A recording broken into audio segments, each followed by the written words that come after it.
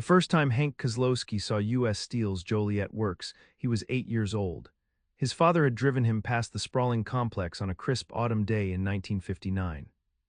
The blast furnaces rose against the sky like monuments, and the stacks billowed white smoke that merged with the clouds.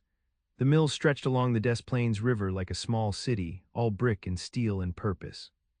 Men streamed in and out through the gates at shift change, lunch pails swinging from calloused hands. "That's where we make America," his father had said, pointing through the windshield. "That's where men like us build the backbone of this country." Hank pressed his nose against the glass, watching the plant grow larger as they approached. The rumble of the mill reached them even through the closed windows of the Buick, a constant thunder that seemed to vibrate the air itself. "When you're old enough, you'll work there too," his father continued. "Honest work for honest pay, the kind of job you can count on your whole life." Hank nodded, solemn with the weight of expectation, though he didn't understand what his father meant about making America. All he knew was that the mill was where his father disappeared 6 days a week, returning home with soot in the creases of his neck and weariness in his eyes. But also pride, always pride. 28 years later, Hank stood in nearly the same spot, leaning against his Chevy pickup, watching the same stacks, though they no longer billowed as they once had. His father's words echoed in his mind as he lit a cigarette. The match flame flickered in the January wind. It was 1987 and the backbone of America was breaking. The parking lot was half empty now, had been for months. 5 years earlier, you couldn't find a space if you clocked in late. Now whole sections sat vacant, winter weeds pushing through cracks in the asphalt. Hank drew deep on his cigarette, the burn in his lungs a familiar comfort. The cold bit through his jacket, but he didn't move toward the gate yet. His shift wouldn't start for another 20 minutes, and lately, he'd found himself reluctant to walk through those gates any earlier than necessary. A semi hauling rolled steel rumbled past, headed for the interstate. There used to be 3 times as many trucks day and night. Now they came less frequently. Orders were down. Foreign steel was cheaper. Management had explanations, but they all led to the same place: layoffs. Hank had survived 3 rounds so far. 23 years of seniority kept him safe. At least that's what he told himself each time the notices went up. But the rumors were getting louder. The parent company was restructuring. More cuts were coming, deep ones. He crushed his cigarette under his boot and pushed off from the truck. The mill's massive brick buildings loomed ahead, their windows reflecting the pale winter sky. Once he'd looked at those buildings with the same awe he'd felt as a child. Now he saw the peeling paint, the rust streaking down from roof seams, the broken windows on the upper floors that hadn't been replaced. Inside, he stored his lunch in his locker and changed into his work clothes and steel-toed boots. The locker room was quieter than it had been even a year ago. Fewer men joking, fewer complaints about bosses or wives. Those who remained spoke in low voices, as if raising them might attract attention, might remind someone upstairs that they were still here, still on the payroll. "Morning, Hank," Al Peterson nodded as he tied his boots. Al had 25 years in, 2 more than Hank. His face was lined from decades in the heat of the mill, skin weathered around eyes that had squinted against the glow of molten steel. "Morning," Hank's voice sounded flat to his own ears. "Heard anything?" Al didn't need to ask what Hank meant. It was the same question they all asked each other lately. Nothing solid, just the usual talk. Which meant no one knew anything concrete, but everyone felt the ground shifting beneath their feet. The shift whistle blew, and Hank made his way to his station at the rolling mill. The massive machines rumbled and roared as they always had, pressing glowing slabs of steel into sheets and coils. The heat enveloped him, pushing back the January chill that had seeped into his bones during the drive to work. For 8 hours, Hank did what he'd been doing for most of his adult life. He watched gauges, adjusted rollers, inspected sheets. His body knew the work before his mind did, muscles remembering what to do without conscious thought. The routine should have been comforting, but lately it felt like going through motions that mattered less with each passing day. At lunch, Hank sat with the same group he'd eaten with for years: Al, Ray Dombrowski, and Jim Harris. They'd all started within a few years of each other. They'd attended each other's weddings, pooled money when someone's kid needed braces, covered shifts when family emergencies arose. Today they ate mostly in silence, the usual banter absent. "My cousin and Gary got his notice last week," Ray finally said, carefully rewrapping half his sandwich to save for later. He'd been doing that more often lately, stretching his lunch over several breaks. Whole department shut down, 30 years he had in. No one responded immediately. What was there to say? Gary was less than an hour away, U.S. Steel's Gary Works had once employed over 30,000. Now it was a shadow of itself. It's those Japanese, Jim said, as he always did. They're dumping steel here at cost, driving us out of business. It's the suits upstairs, Al countered. They didn't modernize when they should have. Now we can't compete. Hank said nothing. He'd heard all the explanations, all the blame. His father, who'd retired in '82 after 42 years, had his own theories. The company's forgotten what built it, he'd say. They've forgotten the men who made them rich. Then he'd fall silent, staring at his hands, twisted from decades of labor, as if searching for answers in the calluses and scars. After work, Hank didn't go straight home. He rarely did anymore. Instead, he drove to Jerry's, a tavern a few blocks from the mill. Half the stools at the bar were filled with men still in their work clothes, steel dust ground into the creases of their hands. The other half held men who no longer had work clothes to wear. Hank ordered a beer and found a booth in the back. Through the window, he could see the mill's lights glowing against the early winter darkness. When he was younger, just starting out, he'd felt a surge of pride seeing those lights. They represented security, continuity, his place in the world. Thought I'd find you here. Hank looked up to see his wife, Amanda, sliding into the booth across from him. Her brown hair was pulled back, her face tired from her shift at St. Joseph's Hospital where she worked as a nurse. They'd met when he'd sliced his hand open on a piece of sheet metal and needed stitches. 15 years ago now. Sorry, he said, and should have called. She shook her head. It's okay, I figured. She studied his face. Bad day. Hank sipped his beer. Same as yesterday, same as tomorrow. Amanda signaled the waitress for a white wine. Mrs. Jankowski came in today. Tom got his notice. Hank felt a cold weight settle in his stomach. Tom Jankowski had started at the mill 2 years before him, had 3 kids, the youngest still in high school. When? Friday. Said he was still in shock. The waitress brought Amanda's wine. Neither spoke until she'd gone. 25 years, Hank finally said, and just like that, he's out. He'll find something else. Amanda's voice held a certainty Hank couldn't muster. What, where at 50? Hank gestured toward the window, toward the mill beyond. That's all he knows, all any of us know. Amanda reached across the table and took his hand, her fingers warm against his. You'd find something, you're smart, capable. Hank wanted to believe her, but doubt had taken root in him, growing stronger with each passing month. What else could he do that would pay anywhere near what the mill paid? How would they make the mortgage on the house they'd bought when things were good? How would they help their daughter Melissa with college next year? They're killing this town, he said, his voice low. Not just the men they lay off, the whole town. Amanda didn't argue. She'd seen it happening as clearly as he had. The downtown shops closing. The for sale signs multiplying on their street. The exodus of younger families to places where jobs still existed. Joliet had once been a manufacturing powerhouse, with steel mills, wire mills, factories. Now one by one they were falling silent. You still have your job, she reminded him gently. We're still okay. But for how long? The question hung unspoken between them. They finished their drinks and drove home in separate cars, Hank following the familiar streets of the west side. They'd bought their ranch house 12 years ago, when the mill was running 3 shifts and overtime was plentiful. The mortgage had seemed reasonable then. Now, with Amanda's hours cut at the hospital and overtime at the mill a distant memory, each payment strained their budget. Their daughter Melissa was at the kitchen table when they arrived, textbooks spread around her. A senior in high school, she had her mother's determined chin and her father's serious eyes. She was smart honor roll every semester and had her heart set on Northwestern University, where she wanted to study engineering. Hey Dad, she glanced up from her calculus.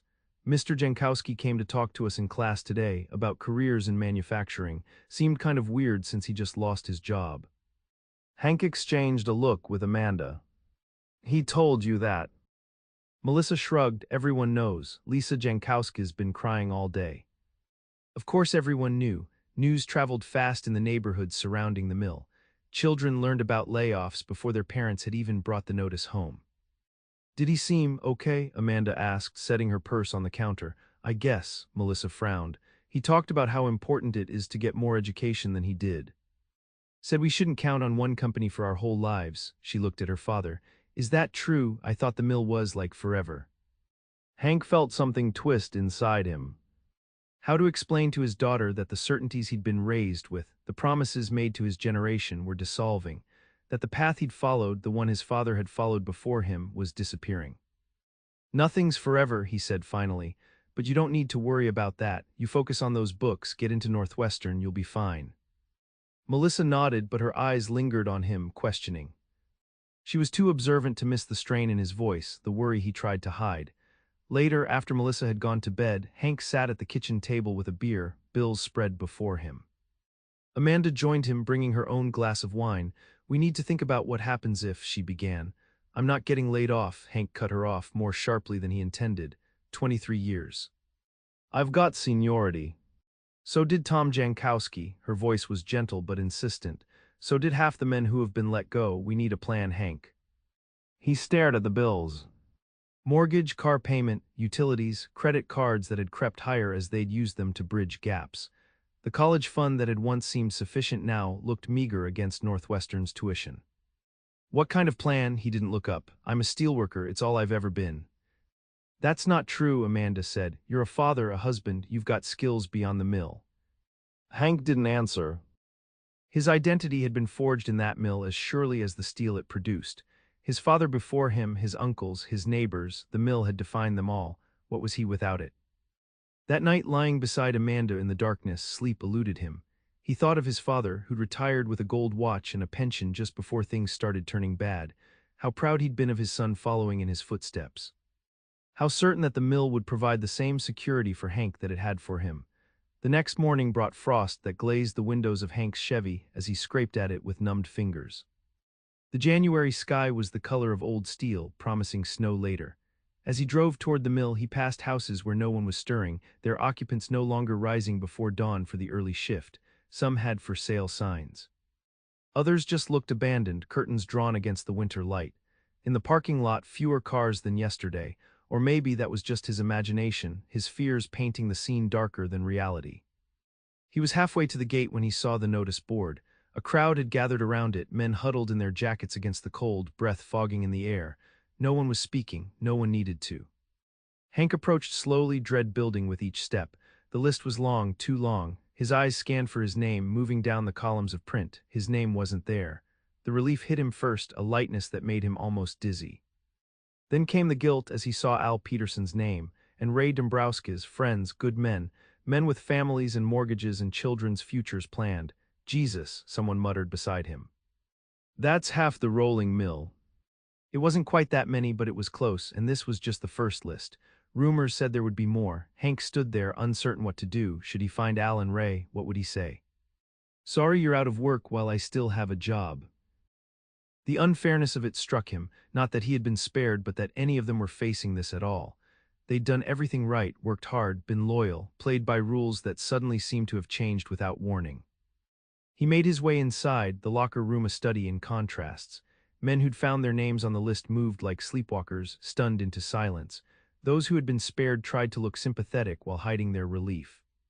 Hank changed into his work clothes mechanically. When Al came in, their eyes met briefly before Al looked away. What was there to say? Sorry wouldn't help. Promises that things would work out would ring hollow. My name's on the list, Al said finally, his voice unnaturally calm. Effective end of the month.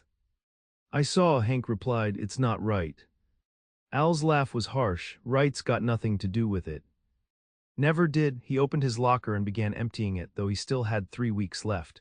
25 years, and a form letter thanking me for my service. Hank watched him, helpless.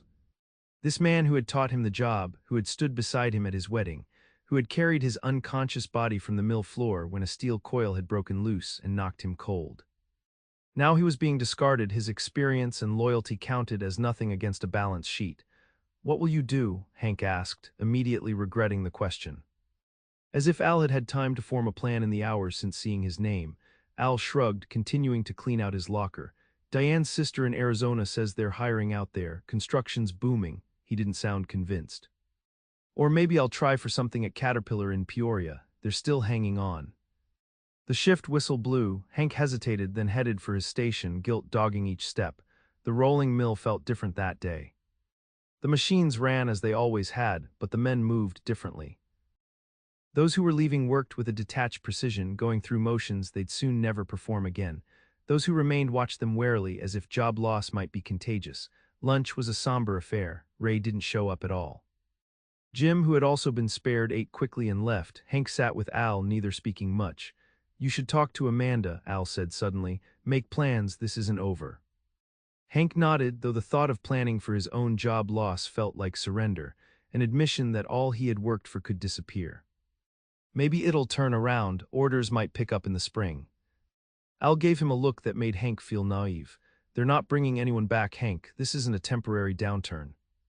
They're bleeding us dry before they close the whole place." "You don't know that," Hank insisted, but the words sounded hollow even to himself.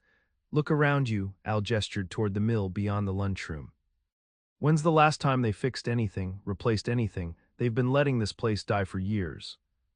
Hank wanted to argue but couldn't. He'd seen the signs too: maintenance deferred, equipment running past when it should have been replaced. The slow withdrawal of investment in the Joliet Works as U.S. Steel focused on other facilities. "So what are we supposed to do?" Hank asked, anger finally breaking through. "Just accept it. Watch everything we built get thrown away." "We didn't build it," Al said, his voice weary. "We just worked here. That's the mistake we all made, thinking we mattered to them." After work, Hank didn't stop at Jerry's. He couldn't face the crowd there, couldn't bear to sit among men whose futures had just been erased. Instead, he drove through Joliet, taking the long way home. The city had grown up around steel and manufacturing. The grand old homes on the east side had been built by industrialists and managers. The sturdy bungalows and ranches where Hank and his coworkers lived had been built for the men who operated the machines. Downtown had once bustled with department stores and restaurants, serving a prosperous working class with steady paychecks. Now empty storefronts lined the main streets. The Jefferson Square Mall on the west side, open to great fanfare when Hank was a teenager, was half vacant, its anchor stores departing one by one. The Joliet of his youth was vanishing before his eyes. He drove past Brandon Road, where U.S. Steel's wire mill had already closed, its buildings standing empty and dark. Past the old Joliet Iron and Steel Works, shuttered years earlier, its blast furnaces cold. All around, the infrastructure of American industrial might was being dismantled piece by piece. By the time he reached home, the anger had crystallized into something harder, a sense of betrayal so profound it left him breathless. Not just at U.S. Steel, but at all of it, the system he'd believed in, the promise that hard work would be rewarded, that loyalty mattered. Amanda was already home, stirring something on the stove that filled the kitchen with the smell of onions and garlic. She looked up when he entered, reading his face immediately. "More layoffs?" she asked. Hank nodded, sinking into a chair at the table. "Al and Ray, half the rolling mill." He rubbed his face with his hands. 3 weeks' notice." Amanda turned down the burner and came to sit across from him. "And you?" "I'm still there. For now." She reached for his hand, her skin cool against his. "That's good, Hank." "Is it?" He looked up at her, the question genuine. "What makes me different from Al, from Ray?" "Nothing, just luck of the draw." "Not luck. You're good at what you do." "So are they," he countered. "Better, even. Al could take apart and rebuild a roller mill blindfolded." The injustice of it burned in his throat. "None of that matters now. All that matters is the bottom line." Amanda didn't argue. She'd worked in healthcare long enough to see the same changes creeping in: efficiency consultants, department consolidations, the gradual transformation of patient care into a business model. "What will they do?" she asked instead. Hank shook his head. Al talked about Arizona, construction work, starting over at 52. The thought was almost unbearable. All those years of knowledge and skill made worthless overnight. "We should start thinking," Amanda began. "I know," Hank cut her off. "Make plans, prepare." "Yes." Hank looked around their kitchen at the life they'd built together. The house they'd bought with a 30-year mortgage, believing they'd retire here. The college brochures on the counter for Melissa. The careful balance of their lives maintained by 2 steady incomes. "I don't know how to be anything else," he admitted, the words difficult to say aloud. "My whole life I've been a steelworker. It's what I do, who I am."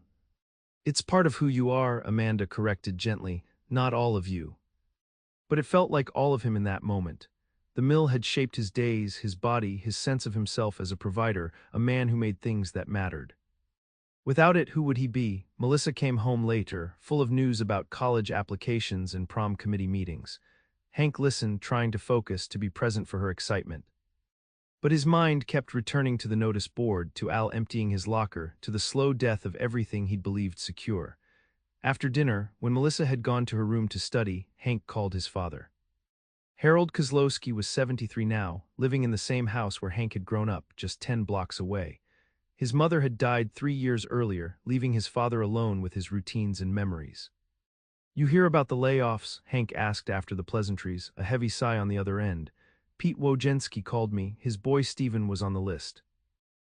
Al Peterson too, and Ray." Jesus, his father's voice once commanding had grown thinner with age. "How many?" "Over 100, and rumors there's more coming."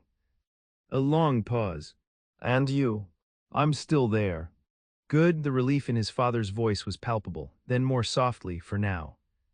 They both knew what that meant. No job was safe anymore. The unspoken contract between company and worker, loyalty exchanged for security, had been broken. "I don't know what to do, Dad," Hank admitted, the words coming easier to his father than they had to Amanda. "If I lose this job." "You won't," his father said with a certainty Hank knew was false. "You're too valuable." It was what his father needed to believe, Hank realized, that the world still operated on the principles that had governed his working life, that experience and skill and loyalty still mattered. "Yeah," Hank said, not having the heart to argue, "probably." "This country was built on steel," his father continued, a familiar refrain. "They can't just throw that away." But they could, and they were, not just U.S. steel but across the industrial heartland. Factories closing, production moving overseas, centuries of accumulated knowledge and skill dispersed and lost. After hanging up, Hank went out to the garage. It was cold, but he didn't mind. He needed space to think.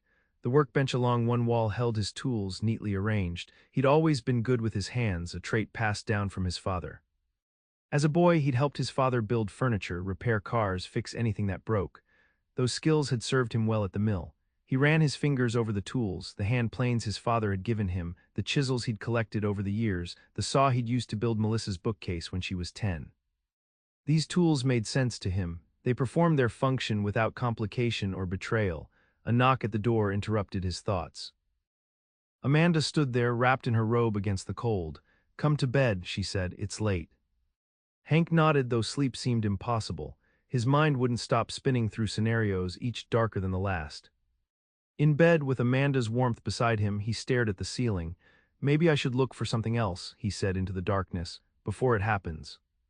Amanda rolled toward him. "Like what?" "I don't know, something with my hands.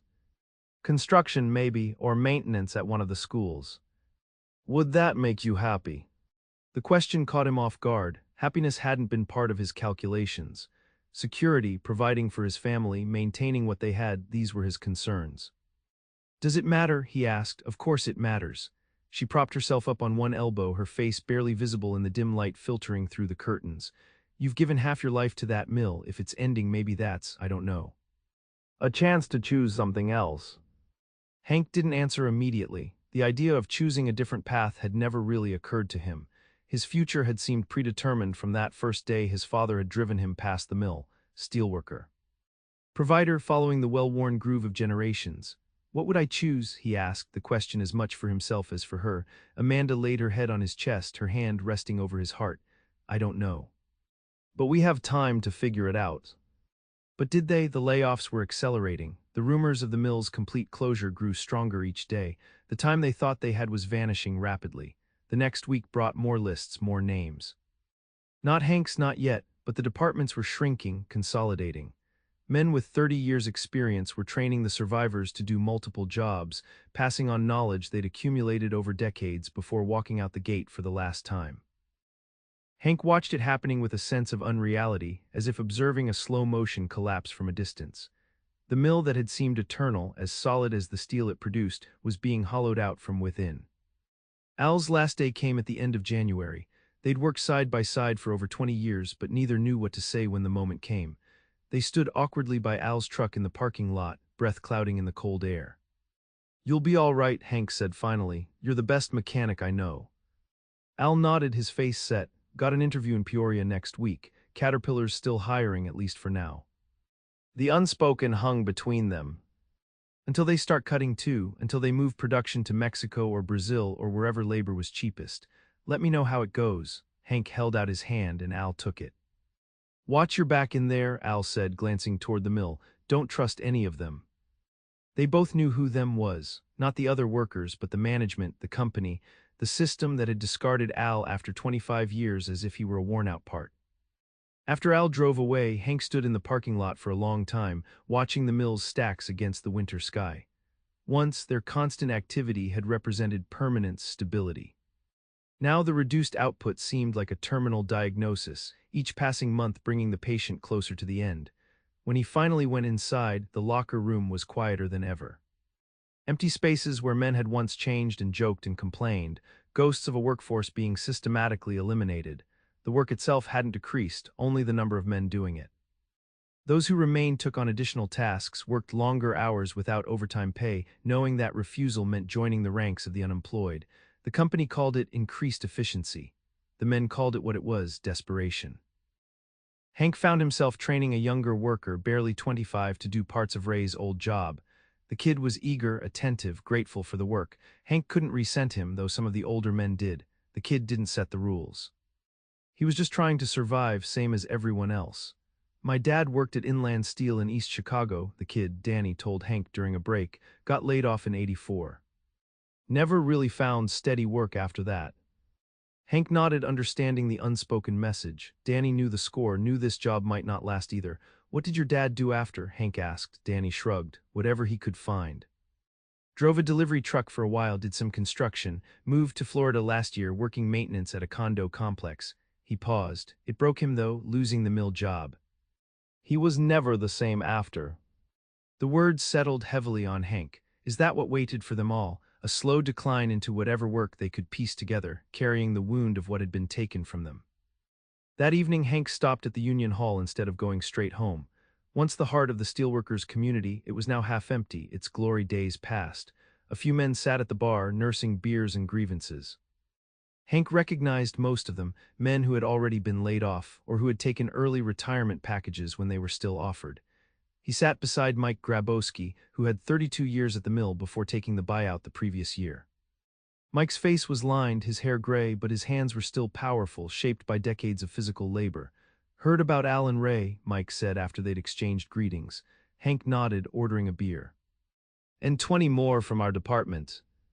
It's a bloodbath. Mike took a long swallow from his glass. You still hanging on? For now, the phrase had become a mantra among those still employed. For now, until the next list. Until the final shutdown everyone increasingly saw as inevitable. Mike studied him. You making plans? Trying to, Hank stared at his beer. Amanda thinks I should look at other options. Before it happens. Smart woman your wife, Mike's voice held approval. You should listen to her. And do what? Hank couldn't keep the frustration from his voice. Start over at 45. Compete with kids half my age for jobs that pay half what I make now. Mike didn't answer immediately. When he did, his voice was reflective. You know what I've been thinking since I took the buyout? That maybe I was lucky. Hank looked at him skeptically. Lucky to lose your job. Lucky to get out with something, a package, some dignity. Mike gestured around the nearly empty Union Hall. Look at what's happening. The company's not just laying off workers, they're dismantling everything we built. The union, the community, the idea that working people deserve security and respect. He leaned closer. They're going to close the Joliet Works, Hank. Maybe not this year, maybe not next, but it's coming, and when it does, there won't be packages, there won't be anything but a locked gate. The certainty in Mike's voice sent a chill through Hank. Deep down, he'd known it too. Had seen the signs, but hearing it stated so baldly made it real in a way he'd been avoiding. So what do I do? He asked, the question genuine. Get out while you can, Mike said without hesitation. Take whatever they'll give you and find something else. Something that can't be shipped overseas or automated away. Like what? Mike shrugged. That's the question we're all trying to answer, isn't it? What's left for men like us? The question followed Hank home, sat with him through dinner, kept him awake beside Amanda's sleeping form. What was left? What skills did he have that were transferable? What work could replace not just the income, but the identity he'd built over 23 years? In February, U.S. Steel announced another round of workforce adjustments, corporate speak for more layoffs. The list appeared on a Tuesday morning, longer than before. Hank approached it with the same dread he'd felt each time, scanning for his name with a mixture of fear and guilt. It was there, halfway down the second column. Hank Kozlowski, 23 years of service, effective March 15. He read it 3 times, making sure. Around him, other men were doing the same, some finding their names, others walking away with temporary relief. The notification was impersonal, bureaucratic. Just names on a list sorted alphabetically. Not men with families, mortgages, dreams for their children, just liabilities to be reduced. Hank moved through the day in a fog. He called Amanda from the break room, the words sticking in his throat. "I'm on the list." A pause when? "March 15, 4 weeks. Another pause, longer this time. "Okay," her voice steadied. "We'll figure it out." Hank wanted to believe her, wanted to share her certainty, but all he felt was a hollowness, a sense of identity draining away. For 23 years he'd defined himself by this work. By the skill in his hands, the knowledge in his head, the steel he helped produce. What was he without that? The rest of the shift passed in a blur. Hank performed his tasks mechanically, his body remembering what his mind was too numb to direct. Around him, other men moved with the same detachment, the mill operating on muscle memory and routine. He didn't call his father, couldn't face telling him yet that the path he'd set Hank on all those years ago had ended in a corporate culling. Instead, he drove to Brandon Road after work, to the abandoned wire mill where his uncle had worked for 37 years before it closed in 1983. The building stood like industrial ghosts, windows broken, weeds pushing through cracks in the concrete. Fading no trespassing signs hung on chain-link fences. Hank parked across the street and sat in his truck, staring at the hulking structures that had once hummed with activity, producing wire for bridges, buildings, infrastructure across America. This was the future of the Joliet Works. Empty buildings slowly returning to the earth, the skills and knowledge of generations dispersed and forgotten. The thought filled him with a grief so profound it was physical, a weight pressing on his chest until he could barely breathe. He didn't go to Jerry's that night or the Union Hall. He went home where Amanda was waiting, dinner ready, her eyes searching his face as he entered. "I'm sorry," she said, and the simple words broke something in him. He pulled her close, holding on as if she were the only solid thing in a world suddenly unmoored. "What am I going to do?" he asked against her hair, the question no longer rhetorical but urgent, pressing. "We're going to figure it out," she repeated, her voice steady. "Together." They sat at the kitchen table, dinner forgotten, and began to take stock. The mortgage had 12 years left. Melissa's first year at Northwestern would start in September if she was accepted.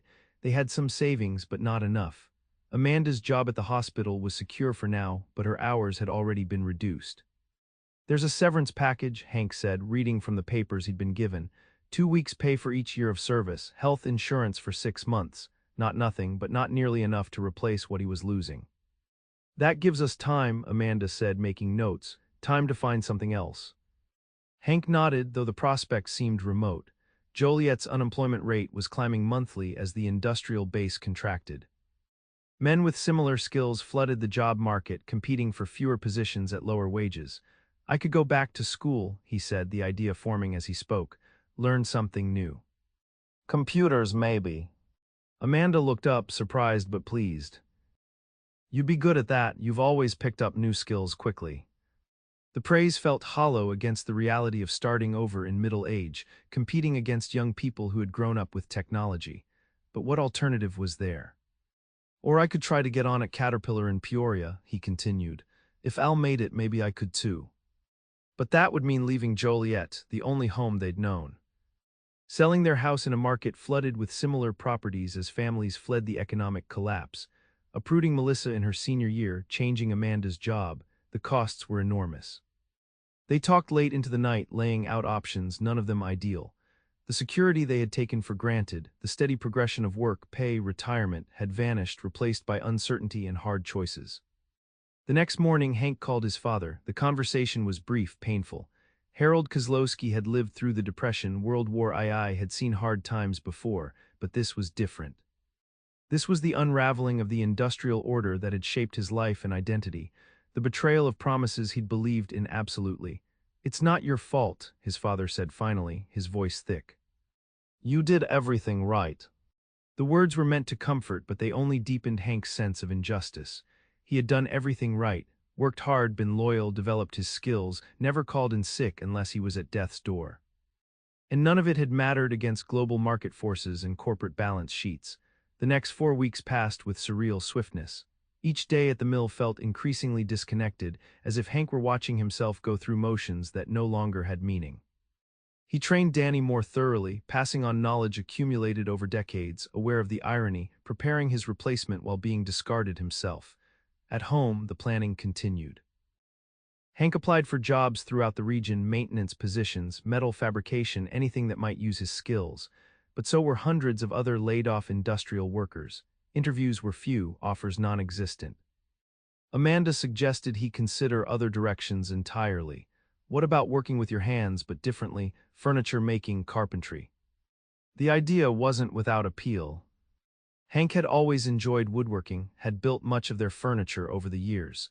But could he make a living at it? Could he replace a union wage with custom carpentry in an economically depressed region? Melissa watched it all with increasing concern. Her acceptance letter from Northwestern arrived in early March, bringing both pride and anxiety. The financial aid package was generous but still left a substantial gap. A gap they had planned to fill with Hank's income.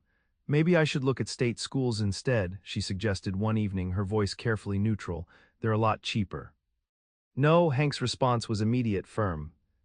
You've worked too hard for this, we'll figure it out.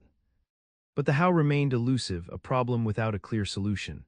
Like thousands of other families across the industrial heartland, they were being forced to recalibrate their expectations, to accept that the future would be less secure, less prosperous than they had planned.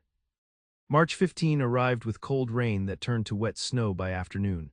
Hank's last day at the mill felt anticlimactic after weeks of anticipation. There were handshakes from the men still employed, awkward words of encouragement. A supervisor he barely knew handed him his final check and paperwork, thanked him for his service, and moved on to the next man. 23 years, and it ended with a handshake and a manila envelope. He cleaned out his locker, just as he'd watched Al do 6 weeks earlier. The routine items of a working life, extra socks, a sweater, safety glasses, family photos taped inside the door, went into a cardboard box. The mill had been his second home for most of his adult life. Now he was a visitor who had overstayed his welcome. Outside in the parking lot, the snow fell harder, coating the cars and the mill's brick buildings in white. Hank stood by his truck, looking back at the place that had defined him for so long. The stack still released steam into the gray sky, the machines still operated, but for how much longer? The workforce had been cut by more than half, production was down. The rumors of complete closure grew more insistent. He drove home slowly, the box of his work life on the passenger seat beside him. The streets of Joliet seemed different now that he was no longer a steelworker, no longer part of the industrial machine that had built and sustained this city. Shop windows downtown were increasingly empty, space for lease signs proliferating. The once vibrant commercial district was hollowing out as buying power disappeared with the industrial jobs. Amanda was waiting when he arrived home, having taken the day off to be with him. She didn't ask how it went, she didn't need to. Instead, she held him, letting him feel the grief he'd been holding back for weeks. It's really over, he said into the quiet of their kitchen. The mill is over, she corrected gently. You're not. But it felt like he was in that moment, as if a vital part of him had been amputated, leaving a phantom pain where his identity had been. The following days took on a strange rhythm. For the first time in his adult life, Hank had nowhere to be on Monday morning, no shift to report to, no time clock to punch. The freedom felt not liberating but disorienting, a formlessness to days that had once been structured by the mill's demands. He applied for unemployment benefits, joining the growing ranks of former industrial workers navigating the bureaucracy of decline. The weekly check was a fraction of what he'd earned at the mill, barely enough to cover the mortgage, let alone other expenses. Amanda picked up extra shifts at the hospital when they were available, but healthcare was feeling the same pressures as other sectors. With fewer employed workers having insurance, patient numbers were down. The hospital was adjusting staffing to meet demand, another euphemism for cutting hours. Hank expanded his job search, looking further afield, considering positions he would have dismissed months earlier. His age worked against him. So did his specialized experience. Employers saw a middle-aged steelworker and assumed he couldn't adapt, couldn't learn new systems or technologies. Or they feared he would leave as soon as manufacturing jobs returned, a prospect that seemed increasingly unlikely as more mills and factories closed across the region. By April, the reality of their new circumstances had fully set in.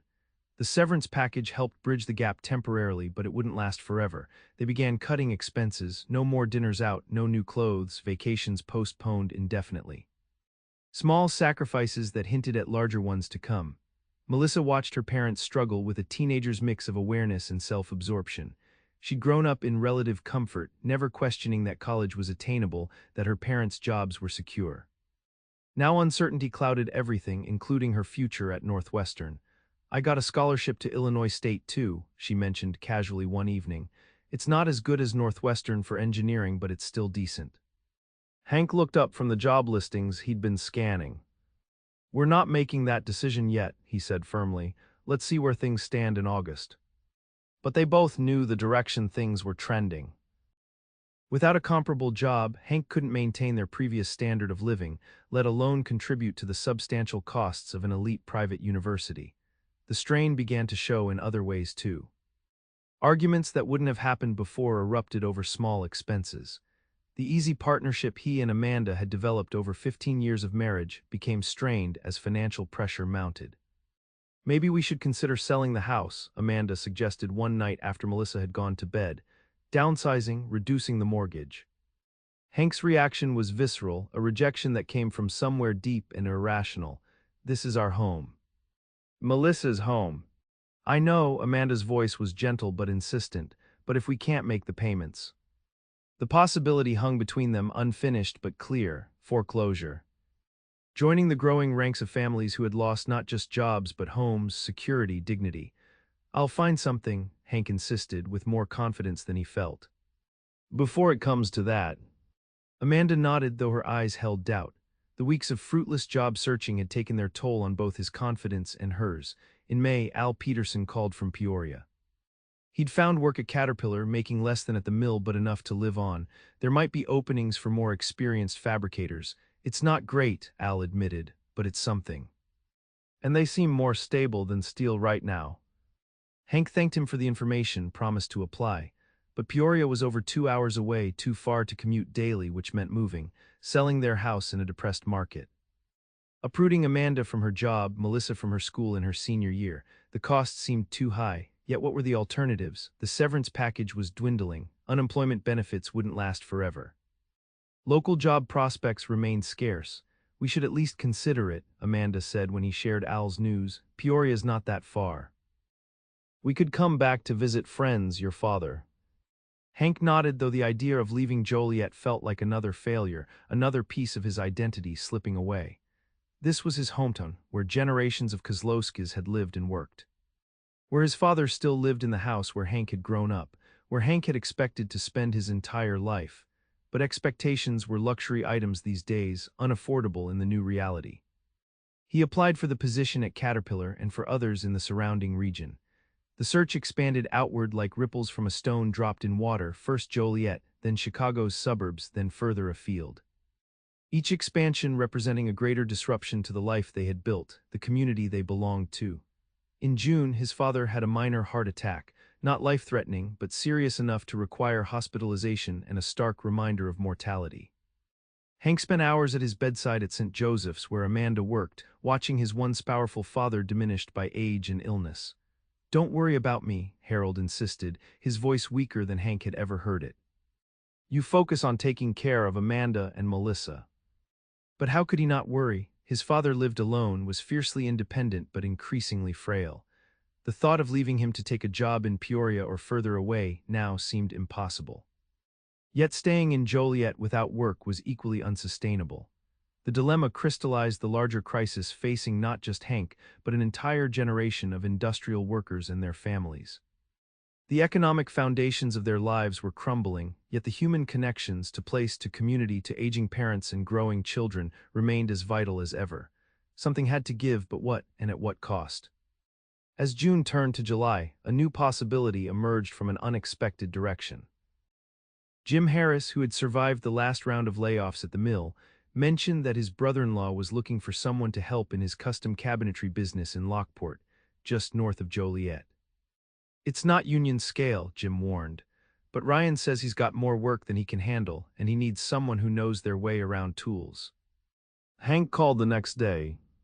Ryan Lawson had started small, building custom cabinets in his garage, but had gradually expanded as demand grew. Homeowners who couldn't afford to move in the depressed housing market were renovating instead. His business was one of the few in the area that was actually growing. The interview was informal, conducted in Ryan's workshop amid the smell of sawdust and varnish. Ryan was younger than Hank by about a decade, with the calloused hands of a craftsman and the calculating eyes of a businessman. "Jim says you're good with your hands," Ryan said after showing Hank around the operation. "I've been working with steel for 23 years, Hank replied, "but I've done woodworking at home. Built most of our furniture." Ryan nodded, assessing. This would be a step down in pay from the mill. "Everything's a step down from the mill," Hank said with a frankness that surprised even himself. "But I need work and I'm willing to learn." They talked for another hour, Ryan showing him current projects, explaining his business model, the types of clients he served. It wasn't the career Hank had envisioned for himself, but there was something appealing about the work, creating something tangible, working with natural materials instead of industrial steel, building pieces that would become part of homes rather than anonymous components of larger structures. At the end, Ryan offered him a trial period. 3 months, starting at a wage that was indeed significantly lower than what Hank had earned at the mill, but higher than unemployment benefits. If things worked out, there would be room to grow as the business expanded. Hank accepted without hesitation. The relief of having any work outweighed the sting to his pride at the reduced status and pay. He started the following Monday. The learning curve was steep. Woodworking required different skills than steelwork, different tools, different approaches, but the underlying principles of craftsmanship translated. Precision mattered, attention to detail. Understanding materials and how they behaved. Ryan proved to be a demanding but fair boss, willing to teach but expecting quick progress. By the end of the first week, Hank's hands were blistered in new places, his back ached from unfamiliar movements, but he felt something he hadn't experienced since before the layoffs. A sense of purpose, of forward motion. The pay was indeed a hard adjustment. Even with Amanda's income, they were falling short each month, drawing down savings to cover the gap. Northwestern remained a painful question mark hanging over their plans for Melissa's future. In August, they made the difficult decision. Melissa would attend Illinois State University instead. The combination of scholarships and lower tuition made it financially feasible in a way Northwestern wasn't. The disappointment was palpable but tempered by realism. "It's still a good school," Melissa said, putting on a brave face. "And it's closer, I can come home more often." Hank heard the effort it took for her to find the silver lining, felt the crushing weight of having failed to provide what he'd promised. His father had managed to send him to trade school despite a more modest income. Somehow, with all the advantages of a union job and a two-income household, Hank couldn't give his daughter the education she had earned through her hard work. "I'm sorry," he told her that night, the words inadequate against the scale of what had changed. "This isn't how it was supposed to be." Melissa surprised him by hugging him tightly. "It's not your fault, Dad, it's just how things are now." Her maturity both comforted and saddened him. She'd had to grow up faster than she should have, forced to understand harsh economic realities that his generation had been largely sheltered from until middle age. As summer turned to fall, Hank settled into the new rhythm of his life. The work at Ryan's shop gradually became more familiar, his skills improving daily.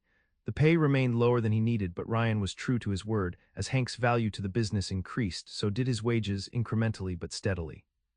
More importantly, Hank found himself enjoying aspects of the work in ways he hadn't anticipated. The smell of freshly cut wood, the satisfaction of a perfectly fitted joint. The individuality of each project, each piece distinct rather than anonymous. In October, when his 3-month trial period ended, Ryan offered him a permanent position with a small raise and the prospect of more as business continued to grow. "You've picked this up faster than I expected," Ryan admitted, "and clients like your work. That attention to detail makes a difference." Hank accepted, aware that he was crossing a threshold. This wasn't a temporary measure until manufacturing rebounded. This was his new career, his new identity, not a steelworker but a cabinet maker, not a union man but an employee of a small business. Not a cog in an industrial machine but a craftsman creating individual pieces. The transition wasn't without loss. The pay would likely never match what he'd earned at the mill, even with experience. The benefits were minimal compared to his union package. The security was different too, dependent on Ryan's business success rather than a massive corporation's profits, but there were gains as well. A different kind of satisfaction in seeing a project from start to finish, in creating something that would last for decades in someone's home. A more direct connection between his labor and its results. a sense of craftsmanship that had been increasingly rare in the automated processes of modern steel production. In November, they finally faced the reality of their financial situation. The house they'd bought at the height of the market was now worth significantly less, while the mortgage remained the same. Even with Hank's new job and Amanda's steady income, they were slowly drowning in debt. "We need to downsize," Amanda said, laying out the numbers that told an unambiguous story. "Find something smaller, more affordable." This time Hank didn't resist. The emotional attachment to the house remained, but the practical reality was undeniable. They couldn't sustain the payments indefinitely, not with their reduced income and Melissa's college expenses. They put the house on the market, priced aggressively to sell in the depressed real estate environment. It took 3 months and 2 price reductions before they found a buyer, eventually selling for 30% less than they had paid 12 years earlier. The loss was substantial, but allowed them to pay off the mortgage and have enough left for a down payment on something smaller. They found a modest 2-bedroom bungalow closer to downtown, in an older neighborhood that had seen better days but remained stable. The mortgage was half what they had been paying, the space adequate if tight when Melissa was home from college. Moving was like excavating the artifacts of their former life. So many possessions that had seemed essential now appeared superfluous, impossible to fit into the smaller space. They sold furniture, donated clothes, discarded accumulated items that no longer served a purpose. Each decision a small surrender, a recognition that life had changed fundamentally. The new house, built in the 1940s, needed work: outdated kitchen, single bathroom, inefficient windows. But it was structurally sound, with good bones and character the newer suburb had lacked. Hank found himself applying his new woodworking skills to improvements, building shelves, repairing cabinets, gradually making the space their own. His father struggled with the move more than Hank had anticipated. The old house represented stability, success, the fulfillment of the post-war promise that each generation would do better than the last. Its loss seemed to confirm a failure that cut across generations. "You did everything right," Harold repeated, sitting in their new, smaller living room looking diminished himself. "It wasn't supposed to be like this." "No," Hank agreed. "It wasn't, but we're adapting." And they were gradually finding a new equilibrium. The reduced housing costs eased the financial pressure. Melissa adjusted to Illinois State, making friends, doing well in her classes, coming home on occasional weekends. Amanda continued her work at the hospital, finding satisfaction in the direct human connection that Hank now understood in a new way through his own shift to more personalized work. In the spring of 1988, U.S. Steel announced what everyone had been expecting: the complete closure of the Joliet Works by the end of the year. The remaining workers, less than a third of the workforce from just 5 years earlier, would be laid off in phases as operations wound down. Hank read the news in the Joliet Herald-News with a strange mix of emotions: grief for what had been lost, relief that he had already begun to rebuild his life on different foundations, anger at the system that had allowed it to happen.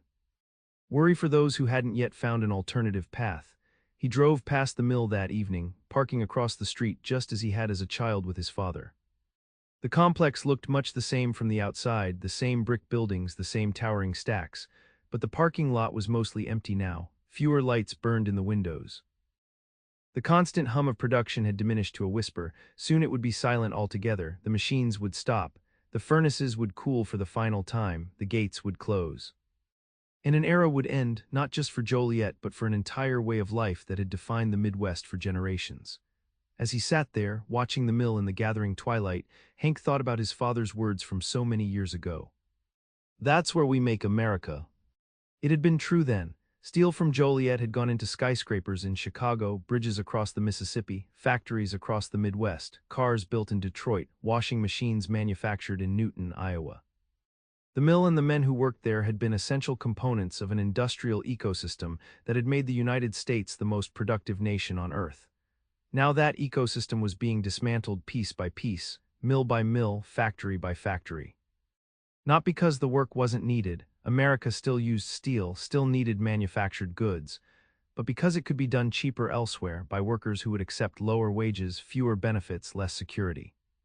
The America that Hank had grown up believing in, where hard work guaranteed a decent living, where loyalty was rewarded, where each generation did better than the last, that America was disappearing before his eyes. Not suddenly in a cataclysm, but gradually, in 1,000 small surrenders and adjustments.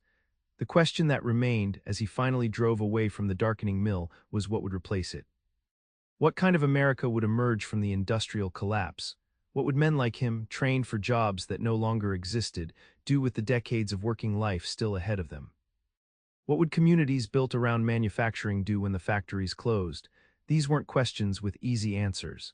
They were questions that would shape the rest of Hank's life and the lives of millions like him across the industrial heartland. In the years that followed, Hank would continue to build his new career, eventually becoming a partner in Ryan's business as it expanded. The pay never matched what he'd earned at the mill, but it provided enough for a different kind of life, more modest in material terms but satisfying in other ways. Amanda's career at the hospital stabilized as healthcare adapted to the changing economy. Melissa graduated from Illinois State and found work as an environmental engineer, part of a generation that would clean up the industrial sites their parents and grandparents had built and operated. The Joliet Works stood vacant for years, a hulking reminder of what had been lost. Eventually, parts were demolished, others repurposed. The land along the Des Plaines River, once the domain of heavy industry, gradually transformed, some to commercial use, some to parkland, some remaining as brownfields too contaminated for redevelopment. Joliet itself changed too. The population declined through the 1980s and early 90s before stabilizing. Downtown struggled for decades before a partial revival.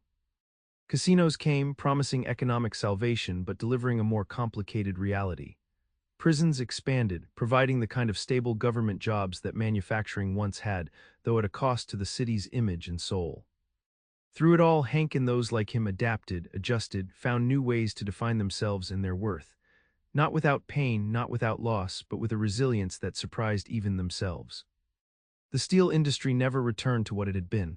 Joliet never regained its industrial might. The economic security of the post-war era never fully reestablished itself for working-class Americans, but life continued. Different, diminished in some ways, expanded in others. The men who had once made steel found other ways to contribute, to provide, to matter. The communities built around manufacturing found new purposes, new identities, though the transition was neither smooth nor complete. And Hank Kozlowski, who had once defined himself entirely as a steelworker, discovered that he was more adaptable, more complex, more resilient than he had known. The steel mill had shaped him, but it did not define his limits. When it fell silent, he found his own voice, softer perhaps, less certain, but authentically his. In that discovery, painful as it was, lay the seed of something new. Not just for Hank, but for all those who had lived through America's industrial decline, who had watched the mills fall quiet and been forced to reimagine themselves and their place in a changing world. Their story was still being written, page by difficult page, in cities and towns across the heartland where the factories once stood tall, and where, despite everything, life continued.